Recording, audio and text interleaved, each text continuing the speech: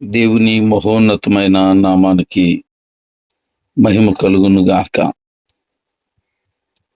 నేటి దిన వాక్య ధ్యానం కొరకు ఆదికాండం 30 అధ్యాయం. యాకోబు తన జీవితంలో దేవుడు కృప అనుగ్రహించే సమయం ఆసన్నమైనది.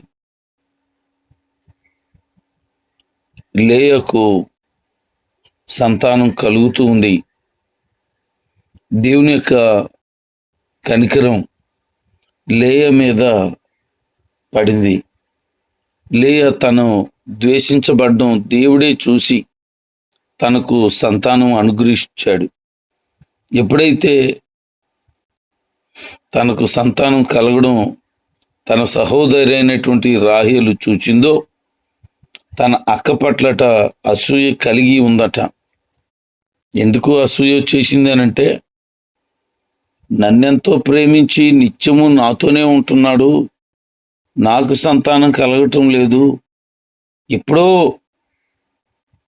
నా సహోదరి దగ్గరికి వెళ్తా ఉన్నాడు, తనకి గర్భఫలం కలుగుతుంది అని అసూయ పడ్డం ప్రారంభించింది. గర్భఫలం అనేది దేవుడిచ్చేది, మనుషుల వలన కలిగేది కాదు. పాత నిబంధన కాలంలో దేవుని ప్రజలకు ఒకటి కంటే ఎక్కువ మంది భార్యలు ఉన్నప్పటికీ వారికి కానీ మరెవరికైనా కానీ ఇది దేవుని ఆదేశం కాదని మనం గమనించాలి. దేవుడు నియమించింది ఏంటంటే ఒక పురుషునికి ఒక భార్య మాత్రమే. ఆదికాండం 2వ అధ్యాయము 21 నుంచి 24 వచనాలు మనం చదివితే మనకు అర్థమవుతుంది. మత్తయి సువార్త 19వ అధ్యాయము 1 నుంచి 9 వరకు చదివినా అక్కడ కూడా ఇదే మాటలు మనకు కనబడతాయి. ఈ అధ్యాయంలో ఎక్కువ మంది భార్యలుంటే ఎక్కువ ఇక్కట్లు అన్న విషయం మనం గమనించవచ్చు. అసూయ రావడం గమనించాం. 2వ వచనం కోపం తీసుకుని వచ్చేసింది. శరీర రీతి ఆలోచనలు 8వ వచనంలో మనం చూస్తాం. పోరు గమనించగలుగుతాం. 14, 15, 16 వచనాల్లో అజ్ఞానపూరితమైనటువంటి పోటీలు ఉన్నట్లు మనం జ్ఞాపకం చేసుకోబోతున్నాం. యాకోబు మాదిరి మంచిది కాదు. బైబిల్లో మంచిది కాని మాదిరి కనిపిస్తే దాని ప్రకారం చెయ్యరాదని మనం గమనించాలి. మనం నేర్చుకోవాలనుకునే ఏదైతే విషయం ఉందో దాన్ని అనుసరించాలని దేవుని ఉద్దేశం. అది మనకి మంచిదైనప్పుడు మాత్రమే. ఈ తర్వాత వచనాల్లో మరొకసారి మానవ హృదయం యొక్క విచారకరమైన స్థితిని మనం చూస్తాం. అందరూ పాపులే, దేవుని ప్రణాళికకు అనుకూలంగా జీవించక అనేక రకాలుగా ప్రజలు తప్పిపోతున్నారు. మనం స్వార్థంగా ఊహించిన రీతిలో గాక ఉన్నవి ఉన్నట్లుగానే బైబిల్ చెప్తున్న మాట మనం గమనించాలి. దేవుని కృప వలన మనము చెడ్డవారమైనా సరే ఆయన కనికరం పొందాం. మన మంచితనం వల్ల ఏమీ కాదని గమనించాలి. రాహేలు తన అక్క పట్ల అసూయపడి భర్త దగ్గరికి వెళ్ళి అంటుంది, ఇదిగో నాకు పిల్లల్ని ఎందుకు ఇవ్వట్లేదు, నాకు పిల్లల్ని అని పెద్ద గొడవ పెట్టేసింది. అసూయపడ్డానికి సరి అయిన వ్యక్తి, కారణం ఉండాలి. ఎదుటి వారికి కలిగినటువంటి స్థితిని బట్టి ఎప్పుడు మనం అసూయ పడకూడదు. వచ్చే లాభం కూడా ఏమీ ఉండదు. పైగా ఈ అసూయట ఎముకలకు కుళ్ళు అని చెప్తున్నాడు. ఎదుటి వాళ్ళని అసూయగా మనం చూడడానికి వీలు లేదు. ఎందుకంటే దేవుని యొక్క అనుగ్రహం ఎవరికైతే ఉంటుందో వాళ్ళు అభివృద్ధి చెందుతారు. ఇశ్రాయేలీలు అభివృద్ధి చెందడం ఫరో సహించలేకపోయాడు. ఇశ్రాయేలీల సంతానం అభివృద్ధి చెందడం ఫిలిస్తీన్లు సహించలేకపోయారు. ఇలాగున్న బైబిల్ చరిత్రలో అనేక పర్యాయాలు వారు అసూయపడినట్లుగా మనం గమనిస్తాం. అసూయ వలన జనులు చచ్చిపోతారు అని రాయబడింది. ఈమె చచ్చిపోతున్న పరిస్థితులు కనబడుతున్నాయి. అందుకే ఆమె అంటుంది, నేనెందుకు బతకడం, చచ్చిపోతాను ఇంక నేను, నాకు సంతానం ఇవ్వట్లేదు, మా అక్కకు మాత్రం పిల్లలు కలుగుతున్నారు అని తన భర్తతో గొడవాడుతుంటే ఆయన అంటాడు, నేనేమన్నా దేవుని స్థానంలో ఉన్నానా? గర్భఫలం ఆయన ప్రసాదించాలి, నేనేం చేయను? నిజమే, యాకోబుకి అర్థమైంది గర్భఫలం దేవుడిచ్చే బహుమానం అని. ఇది మనుషుల వలన కలిగేది కాదని యాకోబుకి తెలిసింది, కానీ రాహేలుకి తెలియలేదు. అందుకే ఆమె ఏమంటుందంటే, తిర్మల పని చేయమని ప్రారంభించింది. నాకు దాసి ఉంది కదా, ఆ దాసితో నువ్వు పోతే దాని వలన పిల్లలు కలుగుతారు, దాని పిల్లలు నాకు పిల్లలు అవుతారు అని చెప్పింది. మనం మొట్టమొదటిగా గమనించినప్పుడు అబ్రహాం భార్య అయినటువంటి శారా తన దాసి అయినటువంటి ఆగరుతో పొమ్మని చెప్పి ప్రోత్సహించింది. నాకు పిల్లలు కలగడానికి దేవుడు కృప చూపించలేదు కనుక దాసికైనా పిల్లలు పుడితే ఆ పిల్లలు నా పిల్లలే అవుతారని అమాయకత్వపు ఆలోచన చేత ఆమె నిర్ణయం తీసుకుంది. ఈరోజు మనం గమనించాల్సింది ఏంటి అని అంటే, అక్రమమైనదే ప్రాధాన్యత అయిపోయేటట్లుగా ప్రజలు ఆలోచన చేస్తున్నారు, కానీ సక్రమైన దాని కొరకు ఆలోచన చేయటం లేదు. ఎలాగోలాగా పిల్లలను గనేస్తే సరిపోతుంది అనుకుంటున్నారు, కానీ ఇది దైవ చిత్తమా కాదా అని గమనించలేకపోతున్నారు. ఈరోజు ఈ మాటలు వింటున్న దేవుని ప్రజలారా, దైవ చిత్తం కానిది ఏది కూడా మన దగ్గర ఉండటానికి వీలు లేదు. ప్రేమించిన వ్యక్తి మొట్టమొదటిగా కోపపడిన సందర్భం కనబడుతుంది. తన కోసం 14 సంవత్సరాలు కొలువు చేశాడు, కానీ ఆమె మాట్లాడుతున్న మాట కోపం రేపేసింది. ప్రేమించిన వాడికి కోపం వస్తే ఎలా ఉంటుందంటే, ఇదిగో యాకోబుని చూస్తేనే మనకు అర్థం అవుతుంది. ఇంకా కొంచెం మనం ధ్యానం చేస్తే బిల్హాను భారీగా ఇచ్చేసిందట. చూడండి ఎంత తిర్మలతనం. భర్తను పంచుకోవడం ఎవరికైనా ఇష్టం ఉంటుందా? ఈ రోజున మనం గమనిస్తే పరాయోళ్ళను చూస్తున్నాడని తెలిస్తేనే భర్తను టార్చరేడేస్తారు, అనుమానంతో రేగుతారు. ఎందుకు లేటుగా వస్తున్నావు, ఎక్కడికి వెళ్ళావు, ఏం చేసావు, ఏమవుతుంది నీకు, ఏం నేను నచ్చలేదా, నేనేమో నీకు తక్కువ చేశానా అని గందరగోళం జరగాల్సినటువంటి పరిస్థితిలో ఆ మనిషే ఇంకో మనిషికి అప్పగించేస్తుంది. ఆమెతో ఓ పర్లేదు, నాకేం ఇబ్బంది ఏం లేదు అని భర్తను ఇతరులతో పంచడం ఎంత, మరి ఆ మాట ఏమని చెప్పాలో నాకు అర్థం కావటం లేదు. అంత బుద్ధిహీనమైన పని చేసింది. దాసిలాగా ఉండాలి, కానీ దాసిని యజమానుడితో ఉంచేస్తే యజమానురాలు స్థానం ఇచ్చేసింది. మనకు ఒకటి అర్థం అవ్వాల్సింది ఏంటంటే, ఆది కాలంలో పిల్లల కోసం వారు పడే ప్రయాస లేకపోతే ఆరాటంలో ఏం జరిగినా పర్లేదు, ఏం అయిపోయినా పర్లేదు అని అనుకోవడం మనం గమనించగలుగుతున్నాం. పిల్లల కోసం పరాయోళ్ళని అప్పగించేసే స్థితిని ఇక్కడ మనం చూస్తున్నాం. ఆమెకు గర్భఫలం కలిగిందట బిల్హాకు. అమ్మయ్యా, దేవుడు నాకు కొడుకునిచ్చాడు అని అతనికి దాను అనేటువంటి పేరు పెట్టుకుంది. దాను అంటే న్యాయం తీర్చాడు, దేవుడే న్యాయం తీర్చాడు. నాకు సంతానం లేదని బాధపడ్డాను, కానీ దేవుడు నాకు సంతానం ఇచ్చాడు, న్యాయం చేశాడు నాకు అని సంతోషించింది. మరొకసారి ఆ బిల్హా గర్భవతి అయిందట.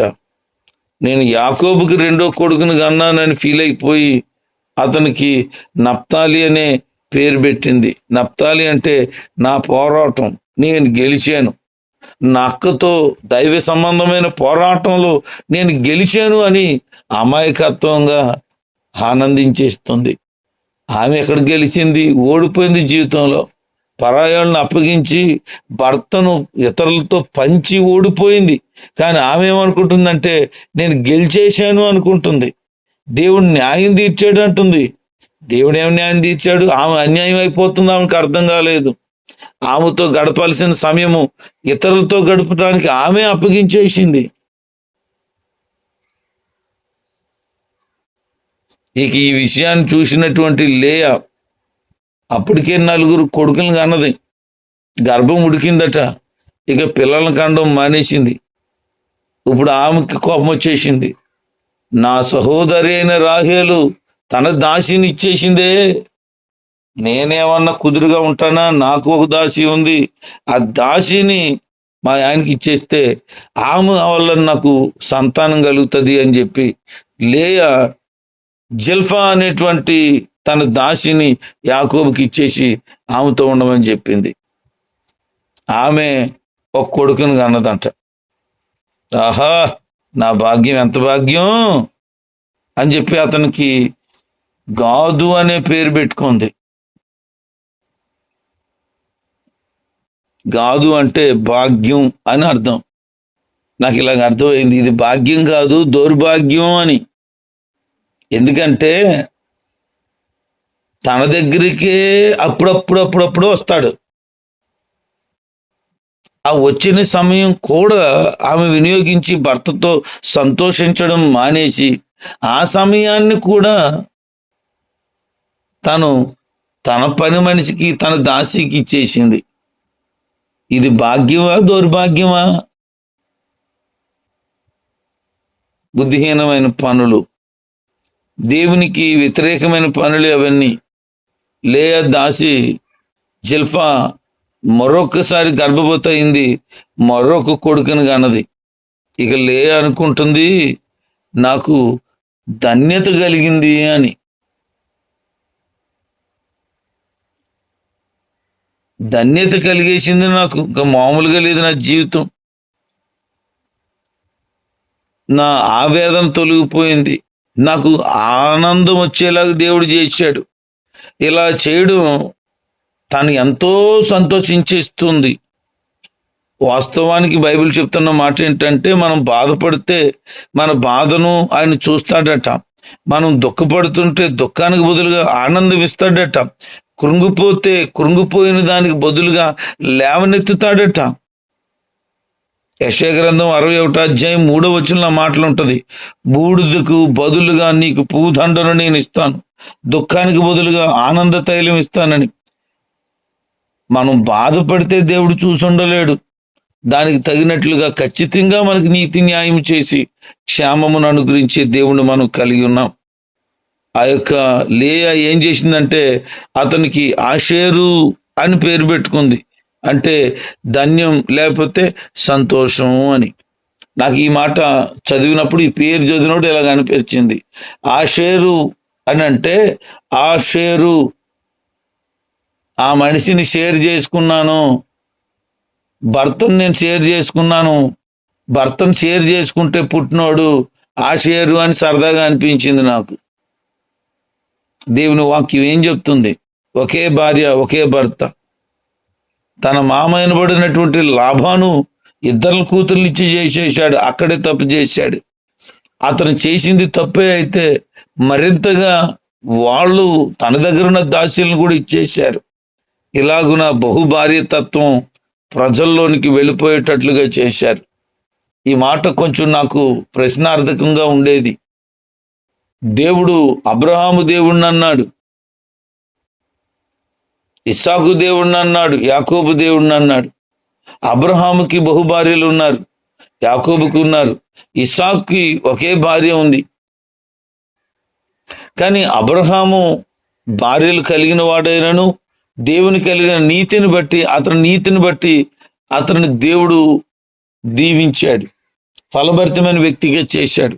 యాకోబు బహుభార్యతత్వం ఉన్నను తన యొక్క హృదయాన్ని దేవునికి పరిపూర్ణంగా అప్పగించి భార్యల మీద మనసును పెట్టక దేవుని మీద మనసు పెట్టిన కారణాన నేను యాకోబు దేవుణ్ణి అని కూడా చెప్పడానికి దేవుడు ఇష్టపడ్డాడు. ఈరోజు ఈ మాటలు గమనించండి. శరీర సంబంధమైన పరిస్థితులకు అవకాశం ఇవ్వకండి, అవమానకరమైన బ్రతకండి, దేవునికి నచ్చని క్రియలను కలిగి ఉండకండి.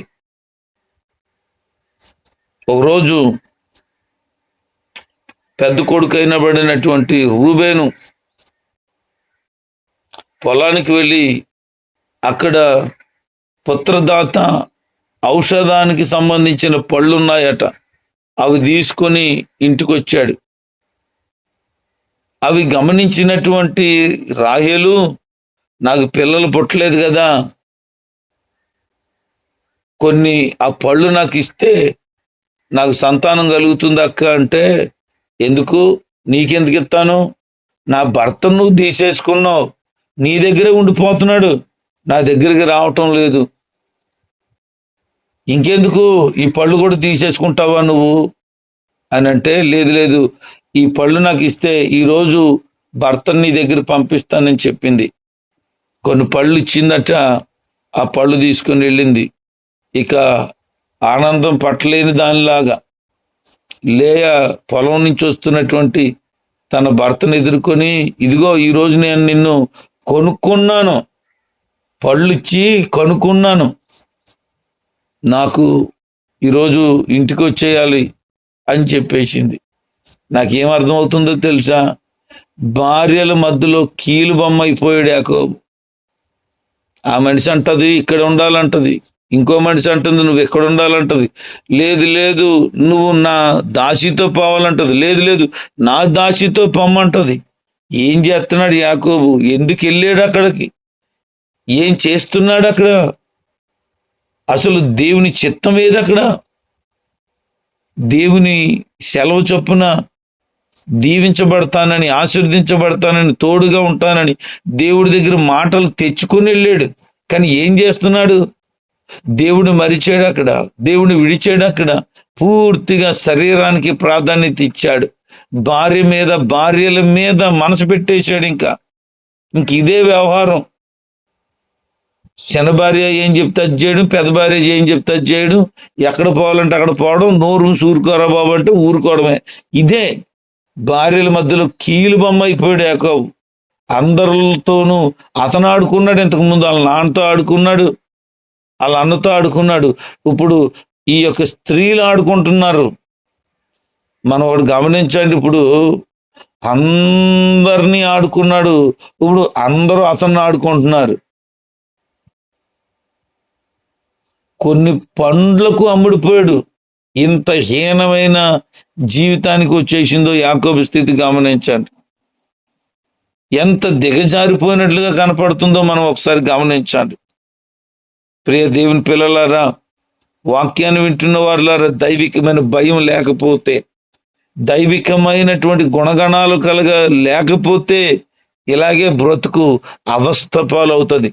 దేవునికి భయపడే వ్యక్తిగా ఉండు, దేవునికి లోబడే వ్యక్తిగా ఉండు, దైవ చిత్తానికి విధేయత చూపించే వ్యక్తిగా ఉండు, అప్పుడు నీ జీవితం ధన్యకరంగా ఉంటుంది. లేయాతో వెళ్ళాడట, దేవుడు జ్ఞాపకం చేసుకుని గర్భఫలం ఇచ్చాడు.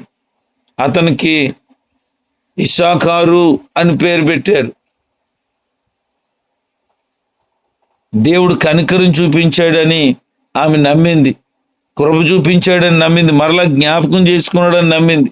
అతనికి ఇస్సాకారు అని పేరెట్టి, అంటే దాని అర్థం ఏంటంటే అదే మనిషి. మరొకసారి గర్భఫలం కలిగింది, అతనికి జబులూను అని పేరు పెట్టింది, అంటే కాపురం లేకపోతే గౌరవం. ప్రేమను పొందకపోయినా కనీసం గౌరవం అన్నా కలుగుతుంది, ఎందుకంటే నేను 6 పిల్లలను కన్నాను నా భర్తకి అని, నా భర్త నన్ను గౌరవిస్తాడు అని ఆశించింది. అంటే ఆమెకు అర్థమైపోయింది, నా భర్త ఇంక నన్ను ప్రేమించడు, కనీసం గౌరవం అన్నా ఇస్తాడు అని ఆశించింది లేయా. అంతటితో ఆమె జీవితం ముగించబడలేదు. మరలా దేవుడు జ్ఞాపకం చేసుకున్నాడు. ఒక కుమార్తె వారికి కలిగింది, ఆమెకు దేనా అనే పేరు పెట్టారు. దేనా అనే పేరు పెట్టడం జరిగింది. మనం ఒకటి గమనించాలి,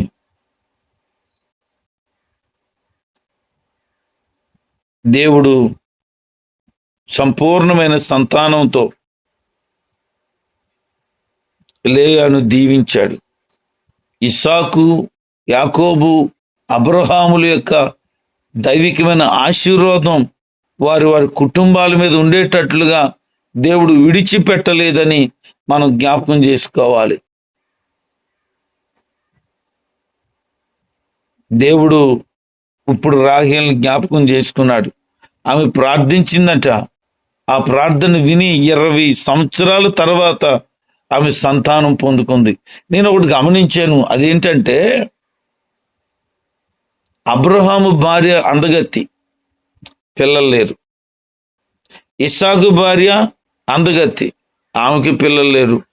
యాకోబు భార్య అనబడినటువంటి రాహేలు కూడా అందగత్తి, ఆమెకు కూడా పిల్లలు లేరు. అందగత్తెలే వీళ్ళు, కానీ దేవుడు వారికి వెంటనే సంతానం ఇవ్వలేదు. చాలా ఆలస్యం చేశాడు, చాలా ఆలస్యమైంది. శారా అయితే ఇంకా పిల్లలు పుట్టరని గర్భం ఉడికిపోయిందని డిసైడ్ అయిపోయింది. అప్పుడు దేవుడు ఇచ్చాడు. అంటే ఆమె శారీరకమైన అందం సంతానాన్ని ఇవ్వలేకపోయింది. దేవుని కనికరం వలనే సంతానాన్ని పొందుకున్నారు. ఈ విషయాన్ని గమనించండి.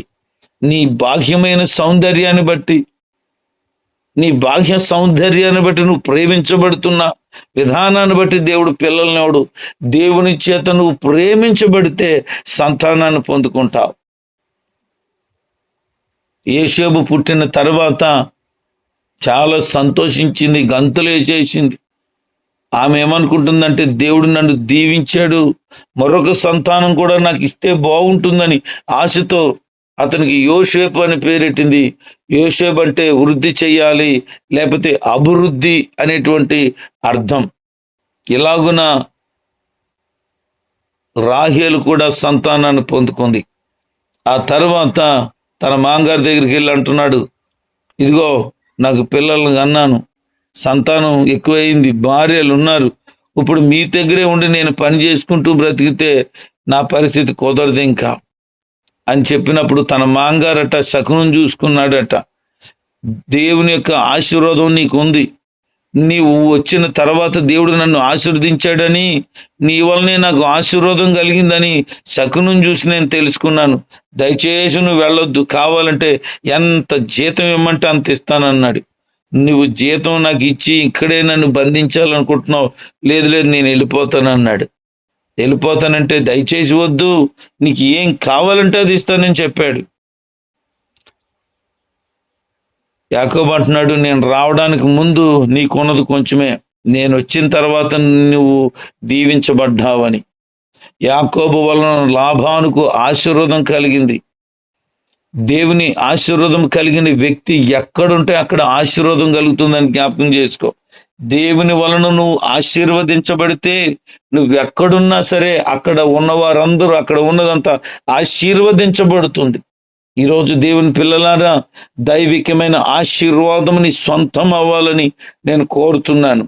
దేవుని ఆశీర్వాదం ఉంటే నువ్వు ఎక్కడున్నా ఆశీర్వదించబడతావు. నువ్వు ఎవరింటి దగ్గర ఉన్నా ఆశీర్వాదం వాళ్ళకు కూడా కలిగేది. నీ ఆశీర్వాదం నీకు ఉండదు, నీ వలన మాత్రం కాదు, నీ వలన ఇతరులకు కూడా ఆశీర్వాదం కలుగుతుంది. ఎంత గొప్ప ధన్యత! లాభాను బహుగా ఆశీర్వదించబడిన తర్వాత ఇప్పుడు మాట్లాడుకుంటూ వారిద్దరి మధ్యలో కొన్ని సంభాషణలు జరుగుతుండగా అంటున్నాడు, ఇదిగో ఇలాగ పనికిరానివిగా మచ్చలు ఉన్నవిగా నువ్వు వీటన్నిటిని వేరు చేసి అని చెప్తే అవన్నీ కొడుకులకి ఇచ్చేశాడట. మంచిగా ఉన్నాయన్నీ తన దగ్గర పెట్టుకున్నాడు. వీటిని నేను మేపుతాను, ఇందులో మచ్చలు కానీ పొడలు కానీ గీతలు కానీ ఏవైనా వస్తే అవి నావి, మిగిలిన అన్ని నీవి అని చెప్పాడు. అతను తన ప్రయత్నం తను చేయగా బలమైనవన్నీ కూడా పుట్టాయి. అయితే పుట్టిన ప్రతిది కూడా మచ్చలుగానో గీతలుగానో ఏదోటి పుడుతుంది. అలాగున అధికమైనటువంటి రీతిలో విస్తారమైన సంపదగా మారిపోయింది. తక్కువ సంవత్సరాల్లో ఎక్కువ సంపద సంపాదించేశాడు. ఎంత అంటే ఒంటెలు, గాడిదలు, పనివారు మందలుగా సంపాదించేశాడు. విస్తారమైన సంపాదన వచ్చేసింది. కేవలము దేవుని ఆశీర్వాదం వల్ల మాత్రమే. లాభాను యొక్క మందలు బలహీనమైపోయాట, తక్కువైపోయిందట. యాకోబు మందలు ఎక్కువైపోయాయి. దేవుని ఆశీర్వాదం ఉంటే ఇతరుల కంటే నువ్వు హెచ్చుగా ఉంటావు అని చెప్పడానికి ఇది గొప్ప కారణం. ప్రియ దేవుని బిడ్డలారా, మనుషులు ప్రయాస వలన కాక దేవుని ఆశీర్వాదం వలనే ఎక్కువ అవుతుంది అని గమనించాడు. నరులు కష్టార్జితం వల్ల కాదు, యెహోవా ఆశీర్వాదం వల్ల ఐశ్వర్యం కలుగుతుందని ఆ దేవుని మాట నమ్మి దైవ వాక్య ప్రకారంగా బ్రతకండి. దేవునికి లోబడండి. దేవుడు నిన్ను నీ కుటుంబాన్ని విస్తారంగా దీవించును గాక. ఆమేన్.